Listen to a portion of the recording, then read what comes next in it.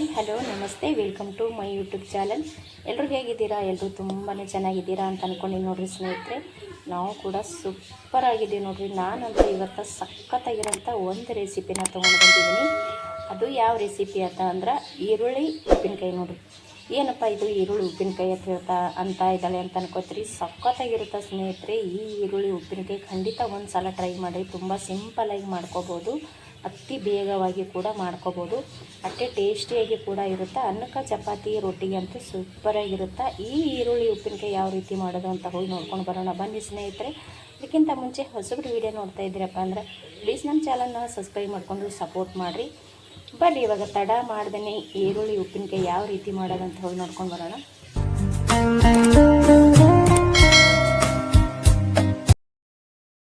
ನೋಡಿರಿ ಸ್ನೇಹಿತರೆ, ತುಂಬ ಟೇಸ್ಟಿಯಾಗುತ್ತೆ ರೀ, ಸಖತ್ತಿರುತ್ತೆ. ಎಲ್ಲ ಥರ ಉಪ್ಪಿನಕಾಯಿ ಮಾಡಿರ್ತೀವಿ ನಾವು, ಅಂದರೆ ಲಿಂಬೆ ಹಣ್ಣಿಂದು, ಮಾವಿನ ಹಣ್ಣಿಂದು, ಕರ್ನಿಕಾಯಿ ಪ್ರತಿಯೊಂದು ಕೂಡ ನಾವು ಉಪ್ಪಿನಕಾಯಿನ ಹಾಕ್ಕೊಂಡಿರ್ತೀವಿ ಸ್ನೇಹಿತರೆ. ಬೆಳ್ಳುಳ್ಳಿ ಉಪ್ಪಿನಕಾಯಿ ಅದೆಲ್ಲ ಆಗಿರ್ಬೋದು. ಒಂದು ಸಲ ನೀವು ಈ ಈರುಳ್ಳಿ ಉಪ್ಪಿನಕಾಯಿನ ಹಾಕಿ ನೋಡಿರಿ, ಸಖತ್ತಂದ್ರೆ ಸಖತ್ ಟೇಸ್ಟ್ ಆಗುತ್ತೆ ಈ ಈರುಳ್ಳಿ ಉಪ್ಪಿನಕಾಯಿ. ಖಂಡಿತ ಒಂದು ಸಲ ನೀವು ಏನಾರೇ ಮಾಡಿದ್ರಪ್ಪ ಅಂದ್ರೆ ಪದೇ ಪದೇ ಮಾಡಿ ತಿಂತಾ ಇರ್ತೀನಿ ನೋಡಿರಿ, ಅಷ್ಟು ಚೆನ್ನಾಗಿರುತ್ತೆ ಈರುಳ್ಳಿ ಉಪ್ಪಿನಕಾಯಿ. ಈ ಈರುಳ್ಳಿ ಉಪ್ಪಿನಕಾಯಿ ಹೆಂಗೆ ಹಾಕ್ಕೊಳ್ಳೋದು ಮತ್ತು ಏನೆಲ್ಲ ಬೇಕು ಅಂತ ಇವತ್ತು ನಾನು ನಿಮ್ಗೆ ಶೇರ್ ಮಾಡ್ಕೊಳ್ತಾ ಇದ್ದೀನಿ. ನಮ್ಮ ಮನೆಯಲ್ಲಿ ನಾವು ಯಾವ ರೀತಿ ಮಾಡ್ತೀವಿ ಈರುಳ್ಳಿ ಉಪ್ಪಿನಕಾಯಿ ಅಂತ ನೋಡಿರಿ ಸ್ನೇಹಿತರೆ. ನಾನಿಲ್ಲಿ ಸ್ವಲ್ಪ ಸಾಸಿವೆ ತೊಗೊಂಡಿದ್ದೀನಿ ರೀ, ಮತ್ತು ಜೀರಿಗೆ ತೊಗೊಂಡೀನಿ. ಇದಕ್ಕೆ ಮೇನ್ ಉಪ್ಪಿನಕಾಯಿಗೆ ಏನಪ್ಪ ಅಂದ್ರೆ ನಾವು ಸೋಪ್ ಹಾಕ್ಕೋಬೇಕು ರೀ, ಬಡೆ ಸೋಪ್ ಹಾಕ್ಕೋಬೇಕು, ಸಖತ್ ಟೇಸ್ಟ್ ಇರುತ್ತೆ. ಮತ್ತು ಇಲ್ಲಿ ನಾನು ಅರ್ಧ ಸ್ಪೂನಿನಷ್ಟು ಮೆಂತ್ಯದ ಕಾಳು ತೊಗೊಂಡಿನಿ, ಬೆಳ್ಳುಳ್ಳಿ ಕೂಡ ಜಜ್ಜಿಟ್ಟು ತೊಗೊಂಡಿದ್ದೀನಿ ರೀ, ತೊಗೊಂಡಿದ್ದೀನಿ. ಅಚ್ಚ ಖಾರದ ಪುಡಿ ಮತ್ತು ಒಂದು ಸ್ವಲ್ಪ ಉಪ್ಪು, ರುಚಿಗೆ ತಕ್ಕಷ್ಟು ಒಂದು ಚಿಟಿಕೆಯಷ್ಟು ಅರಿಶಿಣ, ಮತ್ತು ಇಲ್ಲಿ ನೋಡಿ ಸಾಸಿವೆ ಇದಿಷ್ಟು ತೊಗೊಂಡಿದ್ದೀನಿ.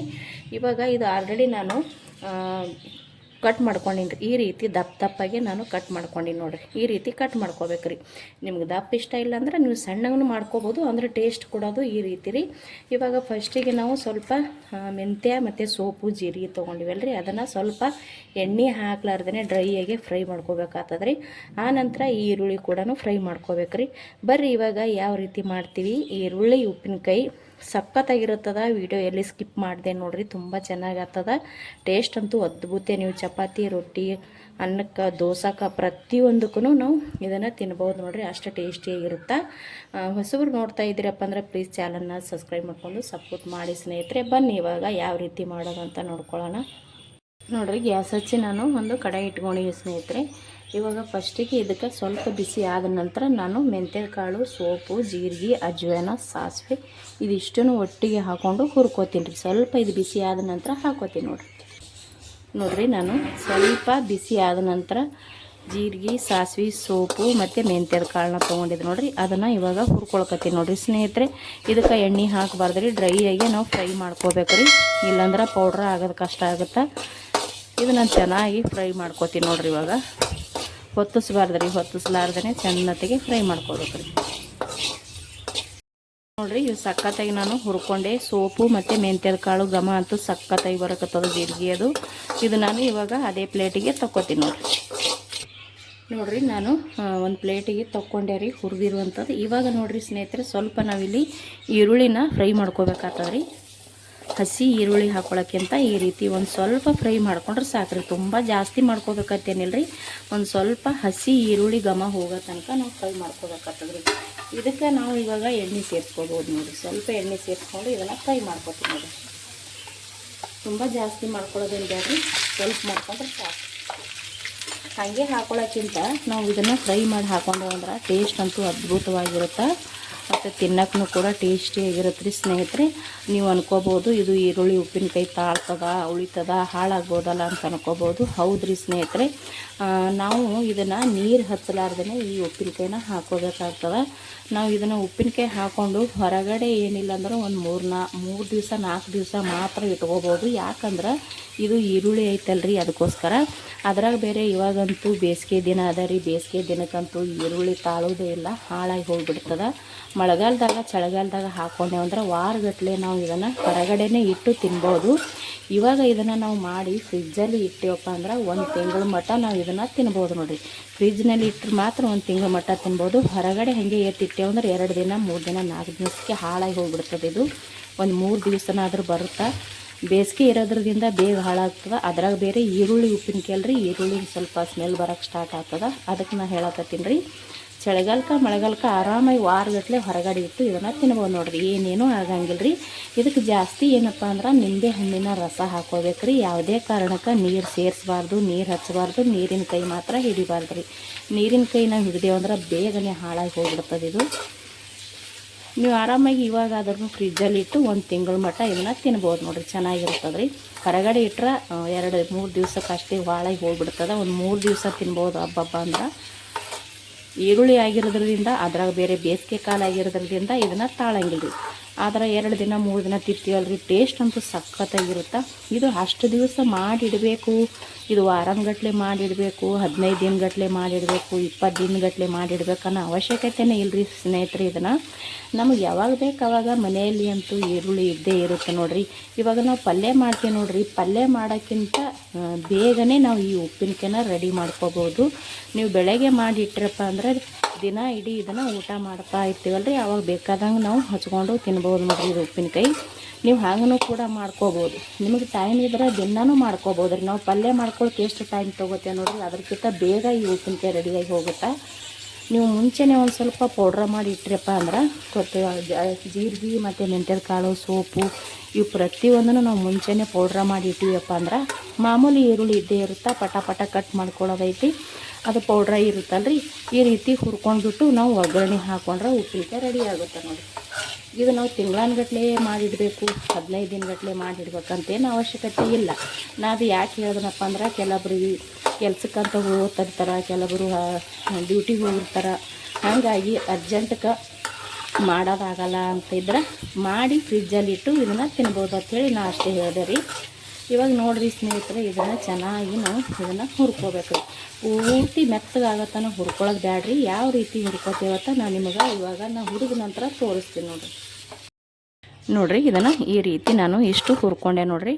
ಗ್ಯಾಸ ಬಂದ್ ಮಾಡೀನಿ ಸ್ನೇಹಿತರೆ. ಇವಾಗ ಇದ್ರದ್ದು ಹಸಿ ಘಮ ಹೋಗೋ ತನಕ ಹುರ್ಕೊಂಡ್ರೆ ಸಾಕ್ರಿ. ನೋಡ್ತಾ ಇರ್ಬೋದು, ಈ ರೀತಿ ಹುರ್ಕೊಂಡಿ ನೋಡಿರಿ. ಇದು ಇವಾಗ ನಾನು ಗ್ಯಾಸ್ ಬಂದ್ ಮಾಡ್ಕೊಂಡಿನಿ ರೀ. ಇವಾಗ ನಾವು ಏನು ಮುಂಚೆನೇ ಹುರಿದು ಇಟ್ಕೊಂಡಿವಲ್ರಿ ಸೊಪ್ಪು ಅದು ಎಲ್ಲನೂ, ಅದು ನಾನು ಸ್ವಲ್ಪ ಕಲ್ಗಲ್ದಾಗ ಅಂದ್ರೆ ಕಲ್ಲಾಗ ಕುಟ್ಟಿ ತೊಗೋತೀನಿ ರೀ. ಯಾಕಂದ್ರೆ ಸ್ವಲ್ಪ ಐತಲ್ರಿ ಮಿಕ್ಸಿ ಒಳಗೆ ಹಾಕೊಳಕ್ಕಾಗಂಗಿಲ್ಲ. ನಾನು ಅದನ್ನು ಪೌಡ್ರ ಮಾಡ್ಕೊಂಡು ತೊಗೊಂಬರ್ತೀನಿ ನೋಡಿರಿ ಕಲ್ಲಾಗ ಕುಟ್ಟಿ. ನೋಡಿರಿ ಸ್ನೇಹಿತರೆ, ನಾನು ಹುರಿದಿಟ್ಟಿರುವಂಥ ಈರುಳ್ಳಿನ ಅದೇ ಪ್ಲೇಟಿಗೆ ತಕ್ಕೊಂಡೀನಿ ರೀ. ಮತ್ತು ಇಲ್ಲಿ ಸ್ವಲ್ಪ ಎಣ್ಣೆ ಹಾಕ್ಕೊಂಡಿನಿ, ಅದೇ ಪಾತ್ರೆಗೆ ಎಣ್ಣೆ ಹಾಕ್ಕೊಂಡೀನಿ ರೀ. ಇಲ್ಲಿ ನೋಡ್ತಾ ಇರ್ಬೋದು ನೀವು ಪೌಡ್ರ್ ಇತ್ತಲ್ರಿ ಜೀರಿಗೆ ಅದೆಲ್ಲ ನಾನು ಇಲ್ಲಿ ಕಲಗಲ್ದಾಗ ಕುಟ್ಟಿ ಪೌಡ್ರ ಮಾಡ್ಕೊಂಡೀನಿ. ಒಂದು 3 ನಿಂಬೆಹಣ್ಣು ತೊಗೊಂಡಿನಿ. ರುಚಿಗೆ ತಕ್ಕ ನೋಡಿಕೊಂಡು ಇಲ್ಲಿ ಬೆಲ್ಲನ ತೊಗೊಂಡಿದ್ದೀನಿ ನೋಡಿರಿ. ಇವಾಗ ಸ್ವಲ್ಪ ಎಣ್ಣೆ ಕಾಯ್ದ ನಂತರ ಇದಕ್ಕೆ ಬೆಳ್ಳುಳ್ಳಿನ ಹಾಕೊಳ್ಳೋಣ, ಜಜ್ಜಿಟ್ಟಿರುವಂಥ ಬೆಳ್ಳುಳ್ಳಿನ ಸೇರಿಸ್ಕೊತೀನಿ ನೋಡಿರಿ. ಸ್ವಲ್ಪ ಇದು ಎಣ್ಣೆ ಬಿಸಿ ಅಲ್ರಿ ನೋಡಿರಿ. ಇವಾಗ ಸ್ವಲ್ಪ ಎಣ್ಣೆ ಕಾಯ್ದೈತಿ ಸ್ನೇಹಿತರೆ. ಇವಾಗ ನಾನು ಇದಕ್ಕೆ ಬೆಳ್ಳುಳ್ಳಿನ ಹಾಕ್ಕೊಳಕತ್ತೀನಿ ನೋಡಿರಿ.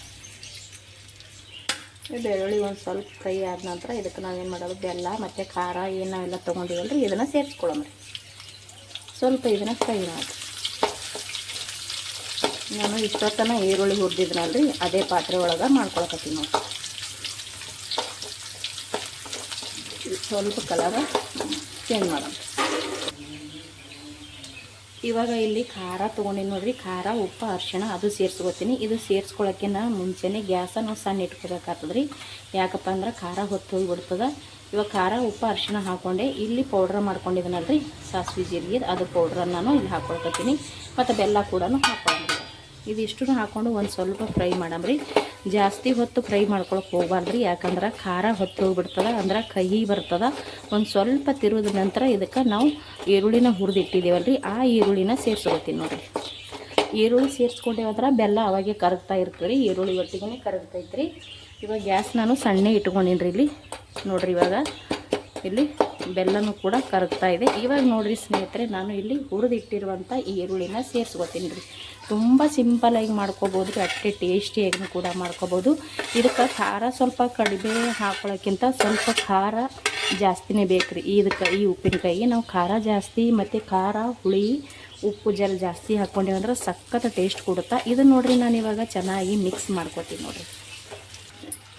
ನೋಡಿರಿ ಸ್ನೇಹಿತರೆ, ಸಖತ್ತಾಗಿ ನಾನು ಇಲ್ಲಿ ಈರುಳ್ಳಿನ ತಿರುವಿ ತೊಗೊಂಡು ನೋಡಿರಿ.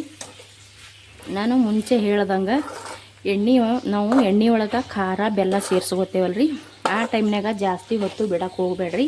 ಯಾಕಂದ್ರೆ ಖಾರನೂ ಕೂಡ ಹೊತ್ತು ಹೋಗಿಬಿಡ್ತದೆ ಮತ್ತು ಬೆಲ್ಲ ಹಾಕ್ಕೊಂಡಿರ್ತೀವಲ್ರಿ, ಬೆಲ್ಲ ಕೂಡ ಅಂಟಾಗಿಬಿಡ್ತದೆ. ಅದು ಒಂದು ಸ್ವಲ್ಪ ಹಾಕಿ ತಿರುಗಿದ ನಂತರ ನಾವು ಈರುಳ್ಳಿನ ಮಿಕ್ಸ್ ಮಾಡ್ಕೋಬೇಕು. ನೋಡೋಕ್ಕಂತೂ ಹೆಂಗೆ ಕಾಣಿಸ್ತದೇನು ಗೊತ್ತಿಲ್ಲ ರೀ, ನೀವೇ ಹೇಳಬೇಕು. ಆದ್ರೆ ಟೇಸ್ಟ್ ಮಾತ್ರ ಅದ್ಭುತವಾಗಿರುತ್ತೆ ಸ್ನೇಹಿತರೆ. ಇವಾಗ ನಾವು ಖಾರದೆಲ್ಲ ಹಾಕ್ಕೊಂಡಿವಿ, ಮಿಕ್ಸ್ ಮಾಡ್ಕೊಂಡಿವಲ್ರಿ. ಇವಾಗ ಇದಕ್ಕೆ ನಿಮಗೆ ಏನಾರೇ ಖಾರ ಕಡಿಮೆ ಅನಿಸಿತ್ತು, ಉಪ್ಪು ಕಡಿಮೆ ಅನಿಸಿತ್ತು ಅಂದ್ರೆ ನೀವು ಇದ್ರಾಗ ಸೇರಿಸ್ಕೋಬೋದು ರೀ. ಇವಾಗ ಇದಕ್ಕೆ ನಾನು ಇಷ್ಟೇ ತಿರುವಿನಿ ರೀ. ಇವಾಗ ನಿಂಬೆ ಹಣ್ಣು ತೊಗೊಂಡಿದ್ದೆ ನೋಡಿರಿ. ಈ ನಿಂಬೆ ಹಣ್ಣನ್ನು ಹಿಂಡ್ಕೊತೀನಿ ರೀ. ಹುಳಿನ ನೋಡಿಕೊಂಡು ಹಿಂಡ್ಕೋರಿ. ನಾನಿಲ್ಲಿ 3 ತೊಗೊಂಡಿದ್ದೀನಿ. ಫಸ್ಟಿಗೆ ನಾನು 2ನ್ನ ಹಿಂಡ್ಕೋತೀನಿ ರೀ. ತುಂಬ ಜಾಸ್ತಿ ಹುಳಿ ಐತಂದ್ರೆ ಒಂದು ಹಾಗೆ ಎತ್ತಿಟ್ಟು ಬಿಡ್ತೀನಿ. ಮತ್ತು ಯಾಕಪ್ಪ ಅಂತಂದ್ರೆ ಹುಳಿ ಕಡಿಮೆ ಆದ್ರೆ 3 ಹಾಕೋತೀನಿ ರೀ. ಇಲ್ಲಿ ಚಿಕ್ಕ ಚಿಕ್ಕ 3 ನಿಂಬೆ ಹಣ್ಣು ತೊಗೊಂಡಿನಿ. ಇದು ನಾನು ಇವಾಗ ಕಟ್ ಮಾಡ್ಕೋತೀನಿ ನೋಡಿರಿ 2 ನಿಂಬೆ ಹಣ್ಣು ನಾನಿಲ್ಲಿ ಕಟ್ ಮಾಡಿ ತೊಗೊಂಡಿದ್ದೀನಿ. ಇದು ಹಿಂಡ್ಬಿಟ್ಟು ಆಮ್ಯಾಗ ತಿರುವಿ ನೋಡ್ತೀನಿ ರೀ. ನನಗೆ ಹುಳಿ ಕರೆಕ್ಟ್ ಸಿಕ್ತು ಅಂದ್ರೆ ನಾನು ಇಷ್ಟರ ಮೇಗೆ ಬಿಡ್ತೀನಿ ರೀ. ಸ್ವಲ್ಪ ಹುಳಿ ಕಡಿಮೆ ಅನ್ನಿಸ್ತಪ್ಪ ಅಂದ್ರೆ ನಾನು ಜಾಸ್ತಿ ಇದು ಮಾಡ್ಕೋತೀನಿ. ಇದ್ರೊಳಗೆ ಜಾಸ್ತಿ ಇದೂ ಇಲ್ಲ ರೀ, ರಸನೂ ಕೂಡ ಇಲ್ಲ. ಈ ರೀತಿ ಇದರಲ್ಲಿ ಇರೋಂಥ ಬೀಜ ಏನಾರ ಬಿತ್ತು ಅಂದ್ರೆ ಪರವಾಗಿಲ್ಲ ರೀ, ಅದು ಕೂಡ ಹುಳಿನೇ ಇರುತ್ತಲ್ಲ ರೀ, ಚೆನ್ನಾಗಿರುತ್ತೆ. ಇದು ಇವಾಗ ನಾನಿಲ್ಲಿ ಆ ಬೀಜ ಸಮೇತ ಹಿಂಡ್ಕೊಳಕತ್ತೀನಿ ನೋಡಿರಿ. ಪರವಾಗಿಲ್ಲ ರೀ, ಬೀಜ ಬಿದ್ದರೂ ಕೂಡ ನಮ್ಗೆ ಹುಳಿ ಜಾಸ್ತಿ ಸಿಗುತ್ತದೆ, ಚೆನ್ನಾಗಿ ಆಗ್ತದೆ. ಹಾಗಾಗಿ ನಾನಿಲ್ಲಿ ಅದ್ರ ಸಮೇತನೇ ಹಿಂಡಾಕತ್ತೀನಿ ರೀ. ನೋಡಿರಿ ಇಲ್ಲಿ 1 ನಿಂಬೆ ಹಣ್ಣು ಹಿಂಡ್ಕೊಂಡೆ. ಸ್ವಲ್ಪ ನೆತ್ತು ಮಾಡಿಕೊಂಡು ಹಿಂಡ್ಕೊಂಡ್ಬಿಡ್ಬೋದು ನೋಡಿರಿ. ಈ ರೀತಿ ನಾವು ಹಿಂಡು ತೊಗೋಬೇಕು ರೀ, ಚೆನ್ನಾಗಿ ಇದನ್ನು ಹಿಂಡ್ಕೋಬೇಕು. ಇವಾಗ 2 ನಿಂಬೆ ಹಣ್ಣು ಫುಲ್ ನಾನು ಹಿಂಡ್ಕೊಂಡ್ಬಿಟ್ಟು ನನಗೆ ಹುಳಿ ಕರೆಕ್ಟ್ ಆಯಿತು ಅಂದ್ರೆ ನಾನು ಅಷ್ಟಕ್ಕೆ ಬಿಡ್ತೀನಿ ರೀ. ಹುಳಿ ಕಡಿಮೆ ಅನಿಸ್ತು ಅಂದರೆ ಇನ್ನೊಂದು ನಿಂಬೆ ಹಣ್ಣು ಐತಲ್ಲ ರೀ, 3 ತೊಗೊಂಡಿನ ಒಟ್ಟಿಗೆ ಅದನ್ನು ಕೂಡ ಹಿಂಡ್ಕೋತೀನಿ ನೋಡಿರಿ. ಇದು ಒಳಗಡೆ ಇರೋಂಥದ್ದು ಇದು ಏನು ಇರುತ್ತೆ ನೋಡಿರಿ, ಈ ಬೀಜ ಬಿದ್ದರೂ ಪರವಾಗಿಲ್ಲ ರೀ, ಇಂಥದ್ದು ಇದು ಚೆನ್ನಾಗಿ ಆಗ್ತದೆ ಹುಳಿ. ಇವಾಗ ನೋಡಿರಿ ಇದನ್ನು ನಾನಿಲ್ಲಿ 2 ನಿಂಬೆ ಹಣ್ಣು ಹಿಂಡ್ಕೊಂಡು ತೊಗೊಂಡೆ. ಇವಾಗ ನಾನು ಇದನ್ನು ಸ್ವಲ್ಪ ಚೆನ್ನಾಗಿ ಮಿಕ್ಸ್ ಮಾಡ್ಕೊತೀನಿ ನೋಡಿ. ಇದು ಮಿಕ್ಸ್ ಮಾಡ್ಕೊಂಡು ನಂತರ ನಾವು ಚೆನ್ನಾಗಿ ಇದನ್ನು ಸ್ವಲ್ಪ ಟೇಸ್ಟ್ ಮಾಡಬೇಕಾಗ್ತದೆ ರೀ. ಅಂದ್ರೆ ಹುಳಿ ಆಗೈತೆ ಏನಿಲ್ಲ ಅಂತೇಳಿ ಟೇಸ್ಟ್ ಮಾಡೋದ್ರಿ. ಒಂದು ವೇಳೆ ಹುಳಿ ಆಗಲಿಲ್ಲ ಅಂದ್ರೆ ಇನ್ನೂ ಸ್ವಲ್ಪ ಜಾಸ್ತಿ ಹಿಂಡ್ಕೋಬೋದು. ಹುಳಿ ಆಗಿತ್ತಂದ್ರೆ ಇಷ್ಟೇ ಬಿಡ್ಬೋದು ರೀ. ಸಖತ್ ಘಮ ಬರಕತ್ತದ. ಆ ಮೆಂತ್ಯದು ಮತ್ತು ಸೋಪ್ ಕಾಳು ಸೋಪ್ ಹಾಕೊಂಡಿವಲ್ಲ ರೀ, ಹುರಿದಿರುವಂಥದ್ದು ಘಮ ಸಖತ್ತಾಗಿ ಬರಕತ್ತದ ನೋಡಿರಿ ಟೇಸ್ಟು. ಇದು ಚೆನ್ನಾಗಿ ನಾನು ಇವಾಗ ತಿರುಗುತ್ತೀನಿ ನೋಡಿ. ಯಾಕಂದ್ರೆ ನಿಂಬೆಕಾಯಿ ಎಲ್ಲ ಕಡೆ ಹಿಡಿಬೇಕಲ್ರಿ, ಹಾಗಾಗಿ ಇದನ್ನು ತಿರುಗಿ ತೊಗೋತೀನಿ ನೋಡಿರಿ. ಈ ರೀತಿ ನಾವು ಮಾಡಿ ಫ್ರಿಜ್ಜಲ್ಲಿ ಇಟ್ಟೇವಪ್ಪ ಅಂದ್ರೆ 15 ದಿವಸ 1 ತಿಂಗಳು ಮಟ್ಟ ತಿನ್ಬೋದು ನೋಡಿರಿ. ಒಲ್ಲಪ್ಪ ಆ ರೀತಿ ಮಾಡಿ ಇಡೋಕೆ ಇಷ್ಟ ಇಲ್ಲ ಅಂದ್ರೆ ನಾನು ಅವಾಗೆ ಹೇಳಿದ್ನಲ್ರಿ, ನೀವು ದಿನಾಲೂ ಮಾಮೂಲಿ ಪಲ್ಯ ಯಾವ ರೀತಿ ಮಾಡ್ತೀವಲ್ರಿ ಅವಾಗೆ ಇದು ಕೂಡ ನಾವು ರೆಡಿನ ಮಾಡ್ಕೋಬೋದು ನೋಡಿರಿ. ಇವಾಗ ಇದು ಒಂದು ಸ್ವಲ್ಪ ನಾನು ತಿರುವಿ ತೊಗೋತೀನಿ. ತುಂಬ ಜಾಸ್ತಿ ಏನು ಗ್ಯಾಸಿನ ಮೇಲೆ ಇಡೋ ಅವಶ್ಯಕತೆ ಇಲ್ಲ ರೀ. ಈರುಳ್ಳಿಗೆಲ್ಲ ಹುಳಿ ಖಾರ ಉಪ್ಪು ಹಿಡಿಯೋ ತನಕ ಇಟ್ಟರೆ ಸಾಕು ನೋಡಿರಿ. ಇದು ರೆಡಿ ಆಯಿತು, ಸಖತ್ತಾಗಿ ರೆಡಿ ಆಯಿತು. ನಾನಂತೂ ಇವಾಗ ಗ್ಯಾಸ್ನ ಬಂದ್ ಮಾಡ್ಕೊತೀನಿ ನೋಡಿರಿ ಸ್ನೇಹಿತರೆ. ನಾನು ಅವಾಗೆ ಹೇಳ್ದಂಗೆ ಇಲ್ಲಿ 2 ನಿಂಬೆ ಹಣ್ಣು ಸಾಕಾಯ್ತು ರೀ ನನಗೆ. ನಾನು ಇನ್ನೊಂದು ನಿಂಬೆ ಹಣ್ಣು ಕೂಡ ಹಿಂಡ್ಕೊಳ್ಳಿಲ್ಲ. ಯಾಕಪ್ಪ ಅಂದ್ರೆ ನಾನು ಇಲ್ಲಿ ಸ್ವಲ್ಪ ಮಾಡ್ಕೊಂಡಿನಲ್ರಿ, ಇದೇ ನನಗೆ ಸಾಕಾಯ್ತು ರೀ, ರಗಡಾಯಿತು. ಸಖತ್ತಾಗಿ ಬಂದರೆ ಟೇಸ್ಟ್ ಅಂತೂ ಅದ್ಭುತವಾಗಿರುತ್ತೆ ಸ್ನೇಹಿತರೆ. ಇವಾಗ ಇದನ್ನು ರೆಡಿ ಆಗೈತಿ. ನಾನು ಒಂದು ಪ್ಲೇಟಿಗೆ ಸರ್ವ್ ಮಾಡ್ಕೊತೀನಿ ನೋಡಿರಿ. ಅನ್ನಕ್ಕಂತೂ ಬಿಸಿ ಅನ್ನಕ್ಕಂತೂ ಮಿಕ್ಸ್ ಮಾಡಿ ತಿಂತಾ ಇದ್ದರೆ ಸಖತ್ತಾಗಿರುತ್ತೆ. ರೊಟ್ಟಿ ಚಪಾತಿ ಪ್ರತಿಯೊಂದಕ್ಕೂ ತಿನ್ಬೋದು ರೀ. ನಮ್ಮ ಮನೆಗಂತೂ ಅನ್ನಕ್ಕೆ ಭಾಳ ಇಷ್ಟಪಡ್ತಾರೆ ರೀ. ಅನ್ನ ಬಿಸಿ ಅನ್ನ ಇದ್ರೆ ನೋಡಿರಿ, ಈ ಪಲ್ಯ ಯಾವ ರೀತಿ ಹಾಕೋತೀವಿ ಆ ರೀತಿ ಹಾಕೊಂಡು ತಿಂತಾರೆ ನೋಡಿರಿ. ಇದನ್ನು ಅಷ್ಟು ಚೆನ್ನಾಗಿರುತ್ತೆ. ಇದು ನಾನು ಒಂದು ಪ್ಲೇಟಿಗೆ ಸರ್ವ್ ಮಾಡ್ಕೊತೀನಿ ರೀ. ಇದು ನಾನು ಆಲ್ರೆಡಿ ಗ್ಯಾಸ್ ಬಂದ್ ಮಾಡಿದೆ ರೀ. ಇದು ರೆಡಿ ಆಗೈತಿ. ರೆಡಿ ಆಯ್ತು ನೋಡಿರಿ ಸ್ನೇಹಿತರೆ, ನಾವು ಮಾಡಿರುವಂಥ ಈ ಉಪ್ಪಿನಕಾಯಿ. ನಿಮಗೆ ಇಷ್ಟ ಆಗಿತ್ತಪ್ಪ ಅಂದ್ರೆ ಪ್ಲೀಸ್ ಒಂದು ಲೈಕ್ ಶೇರ್ ಕಮೆಂಟ್ ಮಾಡಿರಿ. ಹೊಸಬ್ರು ನೋಡ್ತಾ ಇದ್ದೀರಪ್ಪ ಅಂದ್ರೆ ಪ್ಲೀಸ್ ನಮ್ಮ ಚಾನಲ್ನ ಸಬ್ಸ್ಕ್ರೈಬ್ ಮಾಡ್ಕೊಂಡು ಸಪೋರ್ಟ್ ಮಾಡಿರಿ ಸ್ನೇಹಿತರೆ. ಒಂದು ಸಲ ಖಂಡಿತ ನೀವು ಕೂಡ ಟ್ರೈ ಮಾಡಿರಿ. ತುಂಬ ಅಂದರೆ ತುಂಬ ಟೇಸ್ಟಿಯಾಗಿರುತ್ತೆ. ನೀವು ಏನಾರ ಒಂದು ಸಲ ಮಾಡಿ ತಿಂದ್ರಪ್ಪ ಅಂದ್ರೆ ದಿನ ಮಾಡಿ ತಿಂತಾ ಇರ್ತೀರ. ಯಾವಾಗಲೂ ಮನೆಯಾಗ ಈರುಳ್ಳಿ ಇದ್ದೇ ಇರುತ್ತಲ್ರಿ, ನಿಮಗೆ ಮಾಡೋದಕ್ಕೂ ಕೂಡ ಬೇಜಾರಾಗೋದಿಲ್ಲ, ಅಷ್ಟು ಚೆನ್ನಾಗಿರುತ್ತೆ. ಪೌಡ್ರಾಗ ಒಂದು ನಾವು ರೆಡಿ ಮಾಡಿ ಇಟ್ಕೊಂಡ್ರೆ ಸಾಕ್ರಿ. ಸಖತ್ತಾಗಿರೋಂಥ ಈ ಈರುಳ್ಳಿ ಉಪ್ಪಿನಕಾಯಿ ಹೆಂಗೆ ಬಂದದಂತ ಖಂಡಿತ ಕಮೆಂಟ್ ಮಾಡಿರಿ. ಮತ್ತೆ ಒಂದು ಹೊಸ ರೆಸಿಪಿ ಒಂದಿಗೆ ಸಿಗ್ತೀನಿ ರೀ. ಅಲ್ಲಿ ತನಕ ಮತ್ತೊಮ್ಮೆ ಎಲ್ಲರಿಗೂ ನಮಸ್ಕಾರ. ಇಷ್ಟೊತ್ತನ ವೀಡಿಯೋ ನೋಡಿದವ್ರಿಗೆ ಎಲ್ಲರಿಗೂ ಕೂಡ ಥ್ಯಾಂಕ್ ಯು.